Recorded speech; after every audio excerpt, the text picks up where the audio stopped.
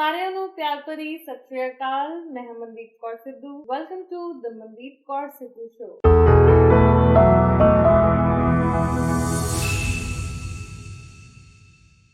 ਅੱਜ ਸਾਡੇ ਨਾਲ ਮੌਜੂਦ ਨੇ Gursimran Singh Oberoi. He is the founder and MD of institute of professional banking. So ਅੱਜ ਅਸੀਂ ਗੱਲ ਕਰਾਂਗੇ ਬੈਂਕਿੰਗ ਬਾਰੇ, ਸਪੈਸ਼ਲੀ ਬੈਂਕਿੰਗ ਦੀ ਪੜ੍ਹਾਈ ਬਾਰੇ, ਬੈਂਕਿੰਗ ਦੀਆਂ ਇੰਟਰਵਿਊਜ਼ ਬਾਰੇ, ਬੈਂਕਿੰਗ ਦੀ ਜੌਬ ਲੈਣ ਲਈ ਉਸ ਤੋਂ ਪਹਿਲਾਂ ਸਾਨੂੰ ਕੀ ਤਿਆਰੀ ਕਰਨੀ ਚਾਹੀਦੀ ਹੈ। And he has successfully placed thousands of people in bank. So ਮੇਰਾ ਬਹੁਤ ਮਨ ਸੀ ਕਿ ਇਹਨਾਂ ਨੂੰ ਮੈਂ ਆਪਣੇ ਸ਼ੋਅ ਤੇ ਲੈ ਕੇ ਆਵਾਂ, ਕਿਉਂਕਿ ਪੰਜਾਬ ਵਿੱਚ ਹਮੇਸ਼ਾ ਹੀ ਗੱਲ ਹੁੰਦੀ ਹੈ ਕਿ ਜੌਬ ਨਹੀਂ ਹੈਗੀ। ਸਾਨੂੰ ਪਤਾ ਹੋਣਾ ਚਾਹੀਦਾ ਕਿ ਅਸੀਂ ਜੌਬ ਲਈ ਪ੍ਰਿਪੇਅਰ ਹੋਣਾ ਸਾਨੂੰ ਪਹਿਲਾਂ ਜ਼ਰੂਰੀ ਹੈ। ਸੋ ਜ਼ਰੂਰੀ ਨਹੀਂ ਕਿ ਅਸੀਂ ਜਿਹੜੀ ਪੜ੍ਹਾਈ ਕੀਤੀ ਆ ਡਾਇਰੈਕਟ ਸਾਨੂੰ ਜੌਬ ਮਿਲ ਜੇ, but it is very important exact professional coaching ਦੀ ਜ਼ਰੂਰਤ ਆ, ਕਿੱਦਾਂ ਦੀ ਇੰਟਰਵਿਊ ਦੀ ਸਾਨੂੰ ਪ੍ਰੈਪਰੇਸ਼ਨ ਦੀ ਜ਼ਰੂਰਤ ਆ। ਇਹ ਸਾਰੀਆਂ ਚੀਜ਼ਾਂ ਬਾਰੇ ਅੱਜ ਅਸੀਂ ਗੱਲ ਕਰਾਂਗੇ ਗੁਰਸਿਮਰਨ ਸਿੰਘ ਜੀ ਨਾਲ। ਸੋ Gursimran Singh ji, welcome to the show. Thank you. ਸਭ ਤੋਂ ਪਹਿਲਾਂ ਆਪਾਂ ਗੱਲ ਕਰਾਂਗੇ ਪੰਜਾਬ ਨੂੰ ਚੁਣਦੇ ਆ ਜਦੋਂ ਆਪਣਾ ਕਿਸੇ ਵੀ ਬਿਜ਼ਨਸ ਕਰਨ ਬਾਰੇ। ਸੋ ਯੂ ਆਰ ਸੱਚ ਅ ਐਗਜ਼ਾਮਪਲ। ਸੋ ਬਹੁਤ ਸਾਰੇ ਲੋਕ ਕਿ ਜਿਹੜੇ ਪੰਜਾਬ ਨੂੰ ਛੱਡ ਕੇ they are in Canada, they are in Australia, they are in America. ਅੱਜ ਮੈਂ ਆਪਣੀ ਆਡੀਅנס ਨਾਲ ਇਹ ਤੁਹਾਡੀ ਸਾਰੀ ਜਰਨੀ ਸਾਂਝੀ ਕਰਾਂਗੀ ਕਿ ਕਿੱਦਾਂ ਤੁਸੀਂ ਇੱਕ ਪੰਜਾਬ ਰਹਿ ਕੇ ਆਪਣੇ ਆਪ ਨੂੰ ਕਿੱਦਾਂ ਇੱਕ ਸਕਸੈਸਫੁਲ ਐਂਟਰਪ੍ਰੀਨਿਓਰ ਬਣਾਇਆ। ਜੇ ਆਪਾਂ ਬਚਪਨ ਦੀ ਗੱਲ ਕਰੀਏ, ਪੇਰੈਂਟਸ ਦੀ ਗੱਲ ਕਰੀਏ, ਆਪਣੇ ਪੁਰਾਣੇ ਘਰ ਦੀ ਗੱਲ ਕਰੀਏ, ਹਾਊ ਵਾਜ਼ ਯੋਰ ਚਾਈਲਡਹੁੱਡ? ਸਾਰਿਆਂ ਨੂੰ ਪਿਆਰ ਭਰੀ ਸਤਿ ਸ਼੍ਰੀ ਅਕਾਲ ਜੀ। ਮੈਂ ਚੰਡੀਗੜ੍ਹ ਦਾ ਰਹਿਣ ਵਾਲਾ, ਸੈਕਟਰ 22 ਦੇ ਵਿੱਚ ਸਾਡਾ ਘਰ ਹੈਗਾ। ਪੈਰੈਂਟਲ ਹਾਊਸ ਹੈ। ਸਾਡੇ ਦਾਦਾ ਜੀ ਨੇ ਘਰ ਬਣਾਇਆ ਸੀ। ਮੇਰੀ ਜਨਮ ਉਸੇ ਘਰ ਦਾ, ਹੁਣ ਵੀ ਮੈਂ ਉਸੇ ਘਰ ਦੇ ਵਿੱਚ ਹੀ ਰਹਿਣਾ। ਬਚਪਨ ਦੇ ਵਿੱਚ ਜਦੋਂ ਮੈਂ 7.5 ਸਾਲ ਦਾ ਸੀ, ਮੇਰੇ ਫਾਦਰ ਸਾਹਿਬ ਦੀ ਡੈਥ ਹੋ ਗਈ। ਉਹ ਹਾਈ ਕੋਰਟ ਦੇ ਵਿੱਚ ਜੌਬ ਕਰਦੇ ਸੀਗੇ। ਮਦਰ ਸਾਡੇ ਸਕੂਲ ਦੇ ਵਿੱਚ ਟੀਚਰ ਸੀਗੇ। ਉਹਨਾਂ ਨੇ ਸਾਨੂੰ ਪੜ੍ਹਾਇਆ ਲਿਖਾਇਆ। ਗਵਰਨਮੈਂਟ ਸਕੂਲ ਸੀ ਨੇੜੇ, ਉੱਥੇ teacher C, SS mistress. But ਇੱਕ ਚੀਜ਼ ਉਹਨਾਂ ਨੇ ਸਾਨੂੰ ਛੋਟੇ ਹੁੰਦਿਆਂ ਸਾਡੇ ਖੂਨ 'ਚ ਪਾਤੀ ਵੀ ਗੁਰਬਾਣੀ ਨਾਲ ਪਿਆਰ ਬੜਾ ਜ਼ਰੂਰੀ ਹੈ ਜੇ ਆਪਾਂ ਤਰੱਕੀ ਕਰਨੀ ਹੈ ਜ਼ਿੰਦਗੀ ਦੇ ਵਿੱਚ। ਸਾਡੇ ਨਾਨਾ ਜੀ ਸੈਸ਼ਨ ਜੱਜ ਰਿਟਾਇਰ ਹੋਏ ਫਰੀਦਕੋਟ ਤੋਂ। ਉਹ ਵੀ ਬੜੇ ਗਰੀਬ ਪਰਿਵਾਰ ਤੋਂ ਬਿਲੋਂਗ ਕਰਦੇ ਸੀ। ਉਹ ਕਹਿੰਦੇ ਵੀ ਮੈਂ ਛੋਟੇ ਹੁੰਦਿਆਂ ਦੇਖਦਾ ਸੀ ਵੀ ਜਿਹੜੇ ਲੋਕ ਸਕਸੈਸਫੁਲ ਹੋਏ ਸਾਡੇ ਆਸ ਪੜੋਸ ਦੇ ਵਿੱਚ, ਉਹ ਜ਼ਿਆਦਾਤਰ ਗੁਰਬਾਣੀ ਨਾਲ ਬੜਾ ਉਹਨਾਂ ਨੂੰ ਪਿਆਰ ਸੀ ਤੇ ਵਿਸ਼ਵਾਸ ਸੀ। ਤੇ ਉਹਨਾਂ ਨੇ ਵੀ ਸਾਨੂੰ ਇਦਾਂ ਦੀਆਂ ਹੀ ਗੱਲਾਂ ਕਰਨੀਆਂ ਤੇ ਸਾਡਾ ਬਚਪਨ ਜ਼ਿਆਦਾਤਰ ਗੁਰਬਾਣੀ ਦੇ ਵਿੱਚ ਹੀ ਪੜ੍ਹਦੇ ਹਾਂ, ਸਮਝਦੇ ਹਾਂ, ਸਿੱਖਦੇ ਹਾਂ। ਤੇ ਸਮਝ ਆ ਗਈ ਇੱਕ ਗੱਲ, ਮਰਨ ਲਿਖਾਏ ਮੰਡਲ ਮੈਂ ਆਏ। ਪਹਿਲੇ ਦਿਨ ਹੀ ਕਲੈਰਿਟੀ ਹੋ ਗਈ ਸੀ ਛੋਟੇ ਹੁੰਦੇ ਵੀ ਜੇ ਆਏ ਆ ਤੇ ਇੱਕ ਦਿਨ ਚਲੇ ਜਾਣਾ। ਤੇ ਉਹ ਖੂਨ ਦੇ ਵਿੱਚ ਹੀ ਹੋ ਗਿਆ ਸੀਗਾ। ਇਸ ਕਰਕੇ ਜਦ ਪਤਾ ਹੋਵੇ ਬੰਦੇ ਨੂੰ ਮੈਂ ਚਲੇ ਹੀ ਜਾਣਾ ਤੇ ਬੰਦਾ ਫਿਰ ਉਹ ਓਨੈਸਟੀ, ਇੰਟੈਗ੍ਰਿਟੀ ਦੇ ਰਾਹ ਤੇ ਹੀ ਚੱਲਦਾ। ਉਦਾਂ ਹੀ ਚਲਦੇ ਆ ਸਾਡਾ ਬਚਪਨ ਜੀ ਬੀਤ ਗਿਆ। ਜੇ ਆਪਾਂ ਗੱਲ ਕਰੀਏ ਪੜ੍ਹਾਈ ਦੀ, ਐਜੂਕੇਸ਼ਨ, ਪੇਰੈਂਟਸ ਕਿੰਨੇ ਅਵੇਅਰ ਸੀ ਕਿ ਤੁਹਾਨੂੰ ਪੂਰਾ ਅੱਛੀ ਤਰ੍ਹਾਂ ਪੜ੍ਹਾਉਣਾ ਹੈ? ਤੇ ਕਾਲਜ ਡੇਜ਼ ਕਿੱਦਾਂ ਦੇ ਸੀ? ਉਦੋਂ ਕੀ ਸੋਚਦੇ ਸੀ ਕਿ ਜੌਬ ਕਰਨੀ ਆ ਕਿ ਬਿਜ਼ਨਸ? ਦੇਖੋ, ਫਾਦਰ ਮੇਰੇ ਜਿੱਦਾਂ ਮੈਂ ਦੱਸਿਆ ਪਹਿਲਾਂ ਸੀਗੇ ਨਹੀਂ, ਤੇ ਸਾਨੂੰ ਮਦਰ ਨੂੰ ਇਹ ਸੀਗਾ ਕਿ ਵੀ ਚਲੋ ਇਹਨਾਂ ਨੂੰ ਇੰਜੀਨੀਅਰ ਬਣਾਉਣਾ ਹੈ। ਦੋ ਅਸੀਂ ਭਰਾ ਹੈਗੇ ਆ। ਉਸ ਟਾਈਮ ਇੰਜੀਨੀਅਰਿੰਗ ਦਾ ਜ਼ੋਰ ਹੁੰਦਾ ਸੀ ਜਾਂ ਮੈਡੀਕਲ ਦਾ। ਮਦਰ ਸਾਡੇ ਕਹਿੰਦੇ ਸੀ ਵੀ ਡਾਕਟਰੀ ਨਹੀਂ ਕਰਾਣੀ, ਉੱਥੇ ਸਾਰਾ ਦਿਨ ਮਰੀਜ਼ਾਂ ਨਾਲ ਹੀ ਉਲਝੇ ਰਹੀ ਜਾਈਦਾ, ਤੇ ਆਪਾਂ ਇੰਜੀਨੀਅਰਿੰਗ ਹੀ ਕਰਾਣੀ ਹੈ। ਅਸੀਂ ਦੋਨਾਂ ਨੇ ਇੰਜੀਨੀਅਰਿੰਗ ਕੀਤੀ। ਮੈਂ ਲੁਧਿਆਣੇ ਤੋਂ ਕੀਤੀ, ਬ੍ਰਦਰ ਮੇਰੇ ਨੇ ਲੌਂਗੋਵਾਲ ਤੋਂ ਕੀਤੀ। ਤੇ ਕਲੈਰਿਟੀ ਸੀਗੀ ਇੰਜੀਨੀਅਰਿੰਗ ਕਰਕੇ ਜੌਬ ਕਰਨੀ ਹੈਗੀ ਹੈ। ਈਵਨ ਸਾਡੇ ਖਾਨਦਾਨ ਦੇ ਵਿੱਚ ਵੀ ਮੈਂ ਜੇ ਗੱਲ ਕਰਾਂ, ਸਾਡੇ ਸਾਰੇ ਹੀ ਮੇਰੇ 3 ਮਾਮੇ ਨੇ, ਤਿੰਨੋਂ ਹੀ ਚੀਫ ਜਨਰਲ ਮੈਨੇਜਰ ਰਿਟਾਇਰ ਹੋਏ ਬੈਂਕਸ ਤੋਂ, ONGC ਚੋਂ। ਮੇਰੇ ਚਾਚਾ ਜੀ ਰਿਟਾਇਰ ਹੋਏ secretary Punjab school education board ਤੋਂ। ਘਰ 'ਚੋਂ ਪੜ੍ਹਾਈ ਦਾ ਮਾਹੌਲ ਸੀਗਾ, ਪਰ ਮੈਂ ਬਹੁਤਾ ਮੀਡੀਓਕਰ ਜਿਹਾ ਹੀ ਸੀ। ਪੜ੍ਹਾਈ 'ਚ ਜ਼ਿਆਦਾ ਦਿਮਾਗ ਲੱਗਦਾ ਨਹੀਂ ਸੀਗਾ। +2 ਤੋਂ ਬਾਅਦ ਡਿਪਲੋਮਾ ਕੀਤਾ ਮੈਂ 4 ਸਾਲ ਦਾ, ਸੈਂਟਰਲ ਟੂਲ ਰੂਮ ਲੁਧਿਆਣੇ ਤੋਂ। ਮਤਲਬ ਮਨ ਨਹੀਂ ਸੀਗਾ ਬਹੁਤਾ ਪੜ੍ਹਨ ਤੇ। ਉਸ ਤੋਂ ਬਾਅਦ ਕਈਆਂ ਨੇ ਕਿਹਾ BTech ਕਰ ਲਓ, AMI ਕਰ ਲਓ, ਪਰ ਆਪਣਾ ਨਹੀਂ ਹੈ। ਡਿਸਟੈਂਸ ਤੋਂ ਬਾਅਦ ਫਿਰ ਮੈਂ BSc ਮੈਥਮੈਟਿਕਸ ਕੀਤੀ। ਮੈਥਸ ਮੇਰਾ ਪੈਸ਼ਨ ਸੀ ਸ਼ੁਰੂ ਤੋਂ। ਮੇਰੇ ਮੈਥਸ 'ਚ, ਇੰਜੀਨੀਅਰਿੰਗ 'ਚ ਵੀ 100 'ਚੋਂ 100 ਨੰਬਰ ਆਏ। ਫਿਰ ਮੈਥਸ ਹੀ ਪੜ੍ਹਨਾ ਅੱਛਾ ਲੱਗਦਾ ਸੀ, ਬਾਕੀ social study, science. Normally mummy ਦੇ ਇੰਟਰਸਟ ਨਾਲ ਮੈਚ ਨਹੀਂ ਕਰ ਰਿਹਾ ਸੀ। ਹਾਂ। ਫਰਸਟ ਜੌਬ ਕਿੱਦਾਂ ਦੀ ਸੀ ਤੁਹਾਡੀ? ਫਰਸਟ ਜੌਬ ਕਿੱਥੇ ਸੀ ਤੇ ਉਸ ਤੋਂ ਬਾਅਦ ਬਿਜ਼ਨਸ ਕਿਵੇਂ ਆ ਗਿਆ? ਪਹਿਲੀ ਜੌਬ ਲੱਗੀ ਮਾਈਕਰੋਟੈਕ ਇੰਟਰਨੈਸ਼ਨਲ ਦੇ ਵਿੱਚ। ਉਸ ਟਾਈਮ ਉਹ ਮੋਨੀਟਰਸ ਬਣਾਉਂਦੇ ਸੀਗੇ, CPU ਬਣਾਉਂਦੇ ਸੀ। ਬਾਅਦ ਹੁਣ ਪਾਇਆ ਬੈਟਰੀ ਇਨਵਰਟਰਸ ਬਣਾਉਂਦੇ ਨੇ। ਪਰਵਾਣੂ ਫੈਕਟਰੀ ਸੀ ਮੇਰੀ। ਕੈਂਪਸ ਇੰਟਰਵਿਊ ਹੀ ਹੋ ਗਈ ਸੀ ਮੇਰੀ। ਉੱਥੋਂ ਜੌਬ ਸ਼ੁਰੂ ਕੀਤੀ। ਫਿਰ ਮੈਂ ਦਿੱਲੀ ਚਲਾ ਗਿਆ, ਉੱਧਰ ਵੀ 2-3 ਕੰਪਨੀਆਂ 'ਚ ਜੌਬ ਕੀਤੀ। ਲਾਸਟ ਜੌਬ ਮੈਂ ਬੱਦੀ 'ਚ ਕੀਤੀ 2005 ਤੋਂ 2007, ਜਿੱਥੇ ਕਿ ਮੈਂ ਐਜ਼ ਅ ਵਰਕਸ ਮੈਨੇਜਰ ਸੀਗਾ। ਇੱਕ ਯੂਰੋਪੀਅਨ ਮਲਟੀਨੈਸ਼ਨਲ ਸੀ। ਅਸੀਂ ਲਾਈਟਾਂ ਦੇ ਫਿਕਸਚਰਸ ਬਾਹਰੋਂ ਮੰਗਾ ਕੇ ਇੰਡੀਅਨ ਪੰਜਾਬ ਮਾਰਕੀਟ 'ਚ ਵੇਚਦੇ ਸੀ। ਉਸ ਤੋਂ ਬਾਅਦ ਇੱਕ ਦਿਨ ਸਾਡੇ ਜਿਹੜੇ ਓਨਰ ਸੀ, ਉਹਨਾਂ ਨਾਲ ਮੇਰੀ ਕੋਈ ਬਹਿਸ ਹੋ ਗਈ। ਮੈਂ ਬੱਦੀ ਤੋਂ ਵਾਪਸ ਚੰਡੀਗੜ੍ਹ ਆ ਰਿਹਾ ਸੀ, ਰਸਤੇ 2-3 ਵਾਰੀ ਸਿਗਨਲ ਵੀ ਕੱਟਿਆ ਤੇ ਬਹਿਸ ਹੋ ਗਈ। ਉਹਨਾਂ ਨਾਲ ਫੋਨ ਕਰਦੇ ਕਰਦੇ ਵੀ ਇਹ ਕੰਮ ਨਹੀਂ ਹੋਇਆ, ਉਹ ਨਹੀਂ ਹੋਇਆ। ਮੈਂ ਉਸ ਦਿਨ ਸੋਚ ਲਿਆ ਵੀ ਮੈਂ ਅੱਜ ਤੋਂ ਬਾਅਦ ਜੌਬ ਨਹੀਂ ਕਰਨੀ। ਬਿਜ਼ਨਸ ਦਾ ਪੈਸ਼ਨ 2-3-4 ਸਾਲ ਪਹਿਲਾਂ ਸ਼ੁਰੂ ਹੋ ਗਿਆ ਸੀ। ਜਿਹੜੇ ਕਿ ਮੇਰੇ ਦੋਸਤ ਕਾਲਜ ਟਾਈਮ, ਸਕੂਲ ਟਾਈਮ ਜਿਹੜੇ ਬਿਜ਼ਨਸ ਕਰਦੇ ਸੀ, ਮੈਨੂੰ ਮੈਨੂੰ ਉਹਦੀ ਲਾਈਫ ਜ਼ਿਆਦਾ ਚੰਗੀ ਲੱਗਦੀ ਸੀ। ਈਵਨ ਸਾਡੇ ਘਰ 'ਚ ਸਾਰਿਆਂ ਨੇ ਨੌਕਰੀ ਕੀਤੀ, ਪਰ ਮੈਨੂੰ ਉਹਨਾਂ ਦਾ ਲੱਗਦਾ ਸੀਗਾ ਹੱਟੀ ਤੇ ਬੈਠੇ ਆ, ਮੈਂ ਵੀ ਇਹੋ ਜਿਹੀ ਮੇਰੀ ਹੱਟੀ ਹੋਊਗੀ, ਉੱਥੇ ਪੈਸੇ ਇਕੱਠੇ ਕਰਿਆ ਕਰਾਂਗੇ, 3 ਵੀਲਰ ਹੋਣਗੇ, ਲੋਕੀ ਮਾਲ ਸੁੱਟਣ ਜਾਇਆ ਕਰਨਗੇ, ਏਦਾਂ ਚੱਲੇਗਾ। ਏਦਾਂ ਦਾ ਇੱਕ ਡੀਲਰ ਡਿਸਟ੍ਰੀਬਿਊਟਰਸ਼ਿਪ ਦਾ ਮੇਰੇ ਦਿਮਾਗ 'ਚ ਇੱਕ ਆਈਡੀਆ ਜਿਹਾ ਆਉਣਾ ਸ਼ੁਰੂ ਹੋ ਗਿਆ। But ultimately we land up in an educational institute, ਕਿਉਂਕਿ ਮੇਰੀ ਵਾਈਫ ਲੈਕਚਰਰ ਸੀ ਜਦੋਂ ਮੇਰਾ 2005 'ਚ ਵਿਆਹ ਹੋਇਆ। ਖਾਲਸਾ ਕਾਲਜ ਸੈਕਟਰ 26 ਦੇ ਵਿੱਚ ਸੀ ਕਮਰਸ ਦੀ। ਉਹ ਕਹਿੰਦੀ ਵੀ ਟੈਲੀ ਅਕਾਊਂਟਸ ਦਾ ਬੜਾ ਜ਼ਮਾਨਾ, ਅੱਜ ਕੱਲ੍ਹ ਬੱਚੇ ਸਿੱਖਦੇ ਨੇ, ਅਕਾਊਂਟੈਂਟ ਬਣ ਜਾਂਦੇ ਨੇ। ਔਰ ਦੂਸਰਾ ਜੌਬਸ ਦੇ ਵਿੱਚ ਮੈਂ ਦੇਖਿਆ ਵੀ ਸੀ ਸਕਿਲਡ ਮੈਨ ਪਾਵਰ ਨਹੀਂ ਮਿਲ ਪਾਉਂਦੀ ਸੀ, except our college which is central to do, ਜਿੱਥੇ ਸਕਿਲਡ ਮੈਨ ਪਾਵਰ ਤਿਆਰ ਹੁੰਦੀ ਸੀ, ਜਿੱਥੇ 4 ਦਿਨ ਪੜ੍ਹਾਇਆ ਜਾਂਦਾ ਸੀ ਪ੍ਰੈਕਟੀਕਲ, 2 ਦਿਨ ਥਿਓਰੀ ਹੁੰਦੀ ਸੀ। ਪਰ ਬਾਕੀ ਮੈਂ ਦੇਖਦਾ ਸੀਗਾ ਜਦੋਂ ਮੈਂ ਜੌਬ ਕਰ ਰਿਹਾ ਸੀ as a works manager, accountant ਜਾਂ ਹੋਰ ਆਉਂਦੇ ਸੀ, ਕੰਮ ਨਹੀਂ ਉਹਨਾਂ ਨੂੰ ਆਉਂਦਾ ਸੀ। ਬਟ ਉਹ ਮੈਨੂੰ ਲੱਗਿਆ ਕਿ ਹਾਂਜੀ ਅਸੀਂ ਸਕਿਲਡ ਮੈਨ ਪਾਵਰ ਤਿਆਰ ਕਰਾਂਗੇ, ਅਕਾਊਂਟੈਂਟਸ ਤਿਆਰ ਕਰਾਂਗੇ ਤੇ ਉਹਨਾਂ ਨੂੰ ਨੌਕਰੀ ਲਗਵਾਵਾਂਗੇ। So we started with loan of 7-8 lakh rupees, ਆਪਣਾ ਘਰ ਮੌਰਗੇਜ ਕਰਕੇ ਮਦਰ ਨੇ ਸਾਨੂੰ ਪੈਸੇ ਦਿੱਤੇ ਤੇ, and we started in 2007 first institute in accounting computerised. Banking ਚ ਕਿਵੇਂ ਆਏ, ਜਿਵੇਂ now we have Institute of Professional Banking, so how you started this venture and what is the idea behind? ਜਦੋਂ ਅਸੀਂ ਕੰਪਿਊਟਰਾਈਜ਼ਡ ਅਕਾਊਂਟਿੰਗ ਚਲਾ ਰਹੇ ਸੀਗੇ 2013-14 ਦੇ ਵਿੱਚ NSDC ਫਾਰਮ ਹੋਈ, ਨੈਸ਼ਨਲ ਸਕਿੱਲ ਡਿਵੈਲਪਮੈਂਟ ਕਾਰਪੋਰੇਸ਼ਨ, ਜਿਹਦੇ ਦੌਰਾਨ ਫ੍ਰੀ ਸੈਂਟਰਸ ਖੋਲੇ ਗਏ ਕਿ ਬੱਚੇ ਆ ਕੇ ਫ੍ਰੀ ਕੋਰਸ ਕਰਨਗੇ, ਸਕਿਲਿੰਗ ਹੋਏਗੀ ਉਹਨਾਂ ਦੀ ਤੇ ਉਹ ਅੱਗੇ ਵੱਧ ਜਾਣਗੇ। ਉਸ ਕਰਕੇ ਸਾਡਾ ਬਿਜ਼ਨਸ ਬੜਾ ਹੈਂਪਰ ਕੀਤਾ। ਮੈਂ ਅੱਗੇ ਫਰੈਂਚਾਈਜ਼ੀਜ਼ ਵੀ ਖੋਲੇ ਸੀ, ਦੇਅਰ ਵਰ ਅਰਾਊਂਡ 30 ਸੈਂਟਰ ਇਨ ਪੰਜਾਬ, ਹਰਿਆਣਾ, ਹਿਮਾਚਲ। ਉਦੋਂ ਲੱਗਿਆ ਵੀ ਬਿਜ਼ਨਸ ਥੱਲੇ ਜਾ ਰਿਹਾ, what is the new opportunity coming up. ਤੇ ਮੈਨੂੰ ਇੱਕ ਸੱਜਣ ਨੇ ਕਿਸੇ ਨਾਲ ਮੁਲਾਕਾਤ ਕਰਾਈ, ਹੀ ਵਾਸ ਵਾਈਸ ਪ੍ਰੈਜ਼ੀਡੈਂਟ ਵਿਦ HDFC, ਤੇ ਉਹ ਕਹਿੰਦੇ ਤੁਸੀਂ ਬੈਂਕਿੰਗ 'ਚ ਕਿਉਂ ਨਹੀਂ ਆਉਂਦੇ ਤੇ ਅਸੀਂ ਪ੍ਰੈਕਟੀਕਲ ਬੈਂਕਿੰਗ ਸਿਖਾ ਕੇ ਬੱਚਿਆਂ ਨੂੰ ਜੌਬ। ਮੈਂ ਕਿਹਾ ਕੀ ਐਵੀਨਿਊ ਹੈ, ਥੋੜਾ ਰਿਸਰਚ ਕੀਤੀ, ਕੰਪੀਟੀਸ਼ਨ ਵੀ ਕੋਈ ਜ਼ਿਆਦਾ ਨਹੀਂ ਸੀ, ਬਟ ਓਪਰਚੁਨਿਟੀ ਸਮਝ ਆ ਗਈ ਕਿ ਇਟਸ ਅ ਵੈਰੀ ਬਿਗ। ਕਿਉਂਕਿ ਉਸੇ ਟਾਈਮ ਸਰਦਾਰ ਮਨਮੋਹਨ ਸਿੰਘ ਸਾਡੇ ਪ੍ਰਾਈਮ ਮਿਨਿਸਟਰ ਹੁੰਦੇ ਸੀ, ਉਹਨਾਂ ਨੇ ਲਾਂਚ ਕੀਤਾ ਕਿ ਨਵੇਂ 10 small finance banks, 2 universal banks ਤੇ 11 ਪੇਮੈਂਟ ਬੈਂਕਸ ਨੂੰ ਉਹਨਾਂ ਨੇ ਲਾਇਸੈਂਸ ਦਿੱਤਾ। ਨਵੇਂ ਬੈਂਕਸ ਆ ਰਹੇ ਆ, ਨਵੀਂ ਓਪਰਚੁਨਿਟੀਜ਼ ਆਉਣਗੀਆਂ, ਮੈਨ ਪਾਵਰ ਰਿਕੁਆਇਰਡ ਹੋਏਗੀ, ਅਸੀਂ ਉਹਨਾਂ ਦੀ ਸਕਿਲਿੰਗ ਕਰਕੇ। So this come up with the idea of Institute of Professional Banking. ਅੱਜ ਦਾ ਸ਼ੋਅ ਜਿਵੇਂ ਮੈਂ ਗੱਲ ਕੀਤੀ ਕਿ we will be talking a lot about banking ਬਾਰੇ ਅਸੀਂ ਗੱਲ ਕਰਾਂਗੇ। ਬੜੇ ਸਟੂਡੈਂਟਸ ਦੀ ਨਾ ਡ੍ਰੀਮ ਜੌਬ ਹੁੰਦੀ ਆ ਕਿ ਉਹ ਬੈਂਕ ਵਿੱਚ ਉਹਨਾਂ ਦੀ ਜਿਹੜੀ ਆ ਜੌਬ ਲੱਗੇ, ਖਾਸ ਕਰਕੇ ਪੰਜਾਬ ਦੇ ਸਟੂਡੈਂਟ ਲਈ, ਕਿਉਂਕਿ ਗੁਰਸਿਮਰਨ ਬਹੁਤ ਜ਼ਿਆਦਾ ਫੋਕਸਡ ਹੋ ਕੇ ਪੰਜਾਬ 'ਚ ਬੈਂਕਿੰਗ ਦੀਆਂ ਜੌਬ ਨਿਕਲਦੀਆਂ। So he is trying his best ਕਿ ਬੱਚਿਆਂ ਨੂੰ ਜਿਹੜੀਆਂ ਉਹ ਅਵੇਅਰਨੈਸ ਹੋ, ਉਹਨਾਂ ਜੌਬਸ ਤੱਕ ਪਹੁੰਚ ਪਾਉਣ। ਪਲੱਸ ਇਹ ਇੱਕ ਗਰੋਇੰਗ ਸੈਕਟਰ ਆ। ਗੁਰਸਿਮਰਨ ਜੀ, ਜੇ ਅਸੀਂ ਗੱਲ ਕਰੀਏ ਕਿ ਬੈਂਕਿੰਗ ਦੇ ਵਿੱਚ ਜੌਬਸ ਹੁੰਦੀਆਂ ਕਿੱਦਾਂ ਦੀਆਂ? ਬੈਂਕਿੰਗ ਦੇ ਵਿੱਚ ਇੱਕ ਫਰੈਸ਼ਰ ਵਾਸਤੇ 3-4-5 ਤਰ੍ਹਾਂ ਦੀਆਂ ਜੌਬਸ ਹੁੰਦੀਆਂ ਨੇ। ਬੇਸਿਕਲੀ ਸੇਲਸ ਲਈ ਹੁੰਦੀ ਹੈਗੀ ਹੈ, ਆਪਰੇਸ਼ਨਸ ਜੋ ਆਪਾਂ ਮੋਟੇ ਤੌਰ ਤੇ ਕਹਿੰਦੇ ਆ ਤੇ 2 ਹੈ, ਅਦਰਵਾਈਜ਼ ਇੱਕ ਕ੍ਰੈਡਿਟ ਹੈ, ਗਵਰਨਮੈਂਟ ਬਿਜ਼ਨਸ ਲਿਆਉਣ ਵਾਸਤੇ ਹੈ। ਤਾਂ ਮੇਜਰਲੀ ਅਗਰ ਆਪਾਂ ਡਿਵਾਈਡ ਕਰੀਏ ਤਾਂ ਇਹ ਸਾਰੇ 5-6 ਵਰਟੀਕਲ ਚੋਂ 2 ਹੀ ਮੇਨ ਆਉਂਦੇ ਨੇ, ਸੇਲਸ ਤੇ ਆਪਰੇਸ਼ਨ। ਸੇਲਸ ਦੇ ਵਿੱਚ ਕੋਈ ਵੀ ਬੱਚਾ ਜਾ ਸਕਦਾ ਹੈਗਾ ਗ੍ਰੈਜੂਏਸ਼ਨ ਕਰਕੇ, ਕਿਸੇ ਵੀ ਬ੍ਰਾਂਚ 'ਚ ਚਲੇ ਜੇ, ਬ੍ਰਾਂਚ ਮੈਨੇਜਰ ਨੂੰ ਕਹੇ ਵੀ ਮੈਂ ਕਰੰਟ ਅਕਾਊਂਟ, ਸੇਵਿੰਗਸ ਅਕਾਊਂਟ ਖੋਲ ਸਕਦਾ, ਵਿਚ ਇਜ਼ ਨੋਨ ਐਜ਼ ਕਾਸਾ। ਤਾਂ ਕਾਸਾ ਮੈਂ ਕਰ ਸਕਦਾ ਤੇ ਉਹਨੂੰ ਐਜ਼ ਅ ਸੇਲਸ ਆਫਿਸਰ ਉਹ ਰੱਖ ਲੈਂਦੇ ਨੇ। ਹਰ ਇੱਕ ਬ੍ਰਾਂਚ ਦੇ ਵਿੱਚ, ਤਕਰੀਬਨ ਹਰ ਵੱਡੇ ਬੈਂਕ ਦੇ ਵਿੱਚ, ICICI, ਐਕਸਿਸ, HDFC ਦੇ ਵਿੱਚ ਰਿਕੁਆਇਰਮੈਂਟ ਰਹਿੰਦੀ ਹੈ, ਤੁਸੀਂ ਜਾ ਕੇ ਉੱਥੇ ਜੌਬ ਲੈ ਸਕਦੇ ਹੈਗੇ ਹੋ ਸੇਲ ਦੇ ਵਿੱਚ। But our expertise is operations job, that is branch banking profile, ਜਿਹਦਾ ਕਿ ਇੱਕ ਕਰੀਅਰ ਸਟਾਰਟ ਹੁੰਦਾ as a teller. Teller means cashier. Cashier ਦਾ ਕੰਮ ਹੁੰਦਾ ਵੀ ਕੋਈ ਪੈਸੇ ਕਢਾਉਣ ਆ ਗਿਆ, ਕੋਈ ਡਿਪੋਜ਼ਿਟ ਕਰਨ ਆ ਗਿਆ, it's a branch banking job. ਤੁਸੀਂ ਆਪਣੇ ਕਾਊਂਟਰ ਤੇ ਬੈਠ ਕੇ ਉਹ ਜੌਬ ਕਰਨੀ ਹੈਗੀ ਹੈ। ਉਸ ਤੋਂ ਬਾਅਦ ਉਹਦੀ ਜੋ ਗਰੋਥ ਹੁੰਦੀ ਹੈ, ਨਾਲ ਦਾ ਕਾਊਂਟਰ ਉਹਦਾ ਆਥੋਰਾਈਜ਼ਰ ਦਾ ਹੁੰਦਾ। ਅਸੀਂ ਦੇਖਦੇ ਹਾਂ ਵੀ ਜਿੱਦਾਂ ਕੋਈ ਬੰਦੇ ਨੇ ਪੈਸੇ ਜਮ੍ਹਾਂ ਕਰਾਏ, ਉਹਦੀ ਰਸੀਦ ਆਈ, ਉਹ ਆਥੋਰਾਈਜ਼ਰ ਨੂੰ ਨਾਲ ਵਾਲੇ ਦੇ ਦਿੰਦਾ, ਉਹ ਆਥੋਰਾਈਜ਼ ਕਰਦਾ ਹਾਂਜੀ ਓਕੇ। 2 ਸਾਲ ਜੇ ਤੁਸੀਂ ਟੈਲਰ ਦੀ ਜੌਬ ਤੇ ਲਾਇਆ ਤਾਂ you will be promoted as a authoriser, which is as assistant manager or deputy manager grade job. ਫਿਰ ਉਸ ਤੋਂ ਬਾਅਦ ਜੇ ਆਪਾਂ ਆਪਰੇਸ਼ਨਸ ਦੀ ਗੱਲ ਕਰੀਏ ਤਾਂ ਅਗਲਾ ਆਉਂਦਾ deputy manager, which is a branch operations manager. ਉਸ ਤੋਂ ਬਾਅਦ you can become a branch manager and it takes around 7 to 10 years to become a branch manager. teller ਤੋਂ ਸਟਾਰਟ ਹੋ ਕੇ ਤੁਸੀਂ ਬ੍ਰਾਂਚ ਮੈਨੇਜਰ ਬਣ ਸਕਦੇ ਹੋ। ਉਸ ਤੋਂ ਬਾਅਦ ਫਿਰ ਵੱਡੀਆਂ ਪ੍ਰੋਫਾਈਲ ਸ਼ੁਰੂ ਹੋ ਜਾਂਦੀਆਂ, ਤੁਸੀਂ 4-5 ਬ੍ਰਾਂਚਾਂ ਦੇ ਮਾਲਕ ਬਣ ਜਾਂਦੇ ਹੋ, ਫਿਰ ਕਲਸਟਰ ਮਿਲ ਜਾਂਦਾ, ਫਿਰ ਜ਼ੋਨਲ ਬਣ ਜਾਂਦਾ, ਫਿਰ ਰੀਜਨ ਮਿਲ ਜਾਂਦਾ, ਫਿਰ ਤੁਸੀਂ ਕੰਟਰੀ ਹੈਡ ਤੱਕ ਵੀ ਜਾ ਸਕਦੇ ਹੋ and you can retire as a executive director or a managing director of the bank.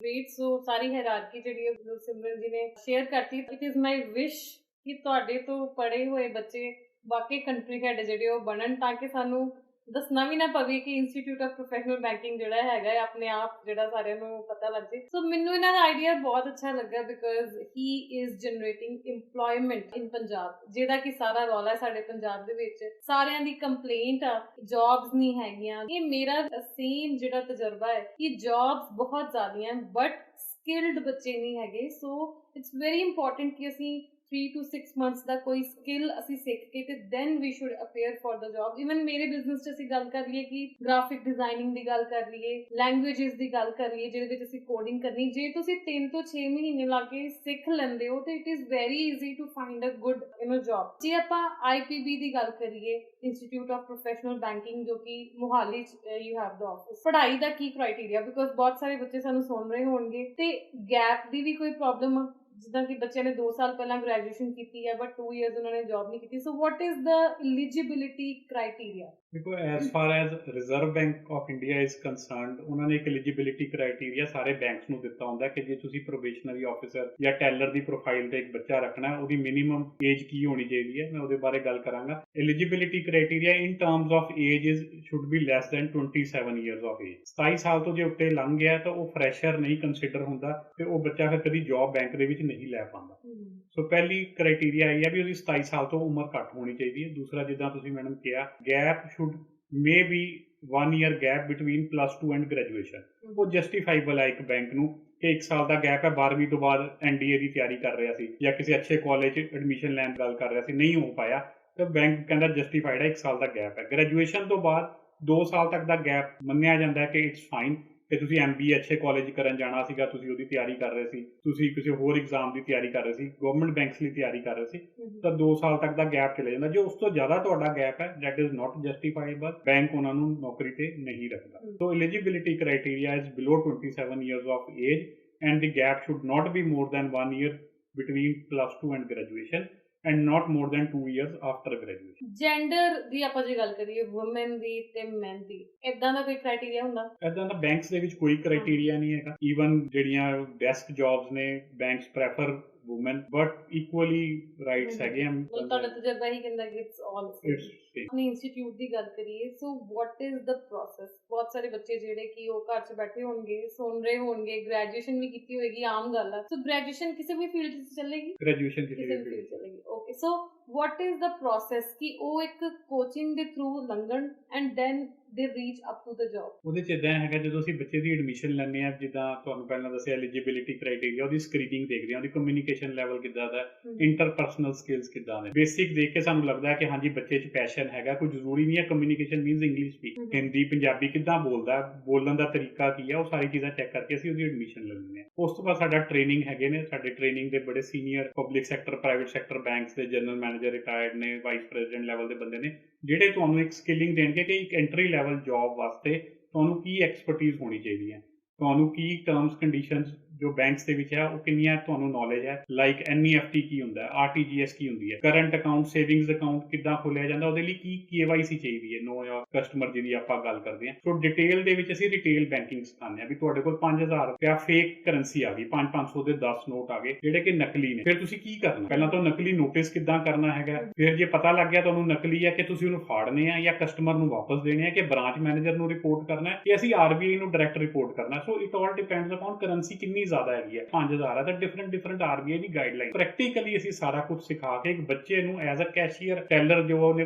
ਪਹਿਲੇ ਦਿਨ ਜੌਬ ਤੇ ਕੰਮ ਕਰਨਾ, ਉਹਦੀ ਸਾਰੀ ਤਿਆਰੀ ਕਰਵਾ ਕੇ ਉਹਨੂੰ ਅਸੀਂ ਬੈਂਕ ਦੇ ਵਿੱਚ ਇੰਟਰਵਿਊਜ਼ ਲਈ ਭੇਜਦੇ ਹੈਗੇ ਆ। ਅੱਜ ਤੱਕ ਦਾ ਸਾਡਾ ਸਕਸੈਸ ਰੇਸ਼ੋ ਇਜ਼ 100%। ਇੱਕ ਬੈਂਕ ਦੇ ਵਿੱਚ ਬੱਚਾ ਜੇ ਨਹੀਂ ਹੁੰਦਾ, ਅਸੀਂ ਉਹਨੂੰ ਦੂਸਰੇ ਬੈਂਕ 'ਚ ਦੇਖਦੇ ਹਾਂ, ਤੀਸਰੇ ਬੈਂਕ 'ਚ ਭੇਜਦੇ ਹਾਂ। ਜੇ 3 ਇੰਟਰਵਿਊਜ਼ ਵੀ ਉਹ ਨਹੀਂ ਨਿਕਲਦਾ, ਫਿਰ ਅਸੀਂ ਉਹਨੂੰ ਦੇਖਦੇ ਹਾਂ, ਉਹਨੂੰ 15 ਦਿਨ ਦੀਆਂ ਰਿਵੀਜ਼ਨ ਕਲਾਸਿਸ ਦਿੰਦੇ ਹਾਂ ਵੀ ਕਿੱਥੇ ਗੈਪ ਰਹਿ ਰਿਹਾ, ਤੇ ਫਾਈਨਲੀ ਉਹਨੂੰ ਚੌਥੀ ਜਾਂ ਪੰਜਵੀਂ ਇੰਟਰਵਿਊ 'ਚ ਮਿਲ ਜਾਂਦਾ। ਅਦਰਵਾਈਜ਼ ਸਾਡਾ ਸਕਸੈਸ ਰੇਸ਼ੋ ਇਜ਼ 70 to 80%। ਜਿਹੜੇ ਬੱਚੇ ਨੇ ਪਹਿਲੀ 2 ਇੰਟਰਵਿਊਜ਼ 'ਚ ਨਿਕਲ ਜਾਂਦੇ। ਕੁਝ ਬੱਚੇ ਪੰਜਵੀਂ ਇੰਟਰਵਿਊ ਤੱਕ ਜਾਂਦੇ ਨੇ, ਬਟ ਵੀ ਮੇਕ ਸ਼ੋਰ ਕਿ ਹਰ ਬੱਚੇ ਨੂੰ ਜੌਬ ਪ੍ਰਾਈਵੇਟ ਸੈਕਟਰ ਬੈਂਕ ਦੇ ਵਿੱਚ ਮਿਲ ਜਾਏ ਜਿਹੜਾ ਸਾਡੇ ਕੋਲੋਂ ਪੜ੍ਹ ਕੇ। ਮੈਂ ਆਪਣੀ ਆਡੀਅנס ਨਾਲ ਸ਼ੇਅਰ ਕਰਨਾ ਚਾਹੁੰਦੀ ਕਿ recently I have visited them, I have met ਕਿ ਜਿਹੜੇ ਟ੍ਰੇਨਰਸ ਅਸੀਂ ਉੱਥੇ ਟੀਚਰਸ, ਬਿਕੋਜ਼ ਕਲਾਸਿਸ ਤੇ ਆਨਲਾਈਨ ਹੀ ਚੱਲ ਰਹੀਆਂ ਨੇ, ਸਪੈਸ਼ਲ ਪਲੇਸਮੈਂਟ ਸੈੱਲ ਹੀ ਹੈਜ਼ ਇਨ ਹਿਜ਼ ਆਫਿਸ ਕਿ ਜਿਹੜੇ ਸਿਰਫ ਬੱਚਿਆਂ ਦੀ ਪਲੇਸਮੈਂਟ ਦਾ ਹੀ ਧਿਆਨ ਰੱਖਦੇ ਨੇ ਕਿ ਆਫਟਰ ਕੋਰਸ ਕਰਨ ਤੋਂ ਬਾਅਦ ਉਹਨਾਂ ਨੂੰ ਬੈਂਕਿੰਗ ਜੌਬ ਦੇ ਵਿੱਚ ਜਿਹੜਾ ਉਹ ਲੈਣ। Plus they have a interview criteria, ਛੋਟਾ ਜਿਹਾ ਤੁਹਾਡਾ ਇੰਟਰਵਿਊ ਲੈ ਕੇ ਜਾਂ ਤੁਹਾਡੇ ਨਾਲ ਗੱਲਬਾਤ ਕਰਕੇ ਉਸੇ ਬੱਚੇ ਨੂੰ ਹੀ ਉਹ ਲੈ ਰਹੇ ਨੇ ਕਿ ਜਿਹੜੇ ਐਕਚੁਅਲ ਦੇ ਵਿੱਚ ਅੱਗੇ ਤੱਕ ਜਾ ਸਕਦੇ ਨੇ। 100% ਚਾਂਸਿਸ ਹੈ ਕਿ ਸਪੈਸ਼ਲਾਈਜ਼ਡ ਕੋਚਿੰਗ ਦੇ ਥਰੂ ਅਸੀਂ ਜਾਈਏ ਤੇ we can reach up to bank. Difference ਦੀ ਜੇ ਅਸੀਂ ਗੱਲ ਕਰੀਏ ਕਿ ਇੱਕ ਬੱਚਾ ਡਾਇਰੈਕਟਲੀ ਕੋਸ਼ਿਸ਼ ਕਰ ਰਿਹਾ ਬੈਂਕ ਵਿੱਚ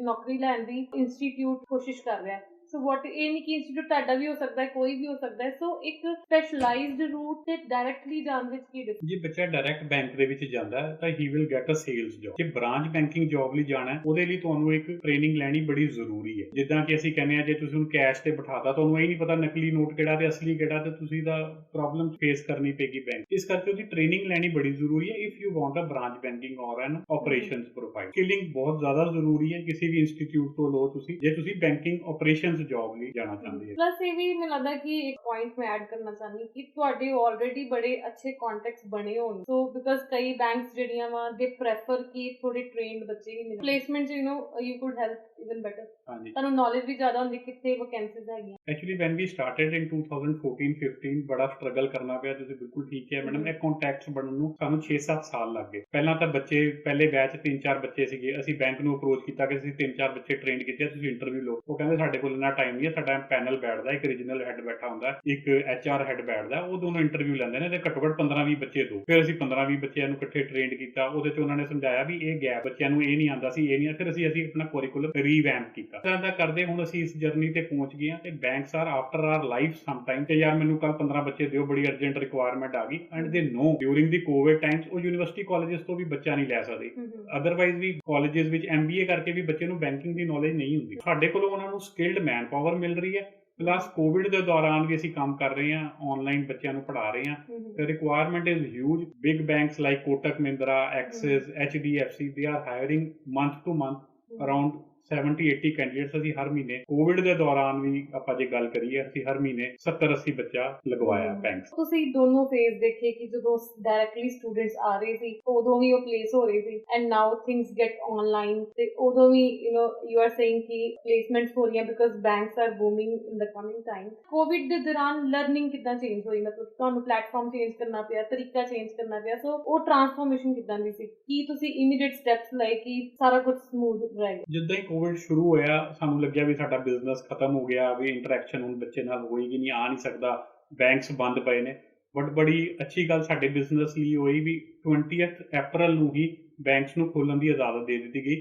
ਦੇ ਵਰ ਅੰਡਰ ਨੈਸੈਸਿਟੀਜ਼ ਓਨਲੀ। ਸੋ ਬੈਂਕਸ ਜਿੱਦਾਂ ਹੀ ਖੁੱਲੇ, ਬੈਂਕਸ ਨੂੰ ਲੋਕਾਂ ਦੀ ਲੋੜ ਸੀਗੀ, ਨਵੀਆਂ ਬ੍ਰਾਂਚਿਸ ਵੀ ਆਈਆਂ, ਬਿਜ਼ਨਸ ਹੋਰ ਵੀ ਵਧਿਆ ਕਿਉਂਕਿ ਬੈਂਕਸ ਤਾਂ ਖੁੱਲ ਰਹੇ ਸੀਗੇ। ਸਾਡੇ ਕੋਲ ਜਿਹੜੇ ਬੱਚੇ ਪਹਿਲਾਂ ਫੇਸ ਟੂ ਫੇਸ ਪੜ੍ਹਨ ਆਉਂਦੇ ਸੀਗੇ, ਅਸੀਂ ਉਹਨਾਂ ਨੂੰ ਆਨਲਾਈਨ ਪੜ੍ਹਾਉਣਾ ਸ਼ੁਰੂ ਕੀਤਾ ਥਰੂ ਜ਼ੂਮ ਪਲੇਟਫਾਰਮ। ਹੌਲੀ ਹੌਲੀ we shifted to Google classroom, Google meet. ਉੱਥੇ ਬੱਚਿਆਂ ਨੇ, ਕਿਉਂਕਿ ਉੱਥੇ Google classroom is a very good platform ਜਿੱਥੇ ਤੁਸੀਂ ਬੱਚਿਆਂ ਦੀ ਅਸੈਸਮੈਂਟਸ ਵੀ ਦੇਖ ਸਕਦੇ ਹੋ, ਉਹਨਾਂ ਨੂੰ ਅਸਾਈਨਮੈਂਟਸ ਵੀ ਦੇ ਸਕਦੇ ਹੈਗੇ ਹੋ। ਸੋ ਵੀ ਸ਼ਿਫਟਡ ਟੂ ਗੂਗਲ ਕਲਾਸਰੂਮ। ਹੁਣ ਸਾਨੂੰ ਜਿਹੜਾ ਇੱਕ ਹੋਰ ਚੈਲੰਜ ਸਟਾਰਟ ਹੋਇਆ, ਕਈ ਬੱਚਿਆਂ ਦਾ ਇੰਟਰਨੈਟ ਡਾਊਨ। ਹੁਣ now we are coming up with e learning platform ਤੇ ਉਹਦੇ 'ਚ ਬੱਚੇ ਨੂੰ ਰਿਕਾਰਡਡ ਵੀਡੀਓਜ਼ ਮਿਲ ਜਾਣਗੇ। ਜਿਸ ਟਾਈਮ ਵੀ ਉਹਦਾ ਇੰਟਰਨੈਟ ਤੇਜ਼ ਹੈ ਉਹ ਕਿਸੇ ਟਾਈਮ ਵੀ, ਰਾਤ ਨੂੰ, ਸਵੇਰੇ, ਦੁਪਹਿਰੇ, ਕਿਸੇ ਟਾਈਮ ਵੀ ਘਰ ਬੈਠ ਕੇ ਆਪਣੇ ਉਹ ਵੀਡੀਓਜ਼ ਪਲੇਟਫਾਰਮ ਦੇ ਥਰੂ ਪੜ੍ਹ ਲੇਗਾ, ਸੁਣ ਲੇਗਾ। ਉਸ ਤੋਂ ਬਾਅਦ ਉਹ ਆਪਣੇ ਕੁਇਜ਼ਸ ਕਰੇਗਾ। ਉਸ ਤੋਂ ਬਾਅਦ ਚੈੱਕ ਯੋਰ ਅੰਡਰਸਟੈਂਡਿੰਗ ਦੇ ਵਿੱਚ ਕੁਝ ਕੁਐਸਚਨਸ ਆਉਣਗੇ। ਫਾਈਨਲ ਐਗਜ਼ਾਮ ਦੇਣ ਤੋਂ ਬਾਅਦ we will take online interview. ਜੇ ਸਾਨੂੰ ਬੱਚਾ ਲੱਗੇਗਾ ਇਹਨੇ ਪੂਰਾ ਕੋਰਸ ਸਿੱਖ ਲਿਆ, ਕਰ ਲਿਆ, ਸਾਰੇ ਕੁਇਜ਼ਸ ਅਟੈਂਪਟ ਕਰਤੇ ਆ, ਫਾਈਨਲ ਐਗਜ਼ਾਮ ਠੀਕ ਹੋ ਗਿਆ, so we will land him for the interviews with 3 or 4 private schools. ਜਾਨਣਾ ਚਾਹਾਂਗੀ ਕਿ ਕਿਹੜੇ ਬੈਂਕਸ ਆ ਕਿ ਜਿੱਥੇ ਸਾਡੇ ਬੱਚੇ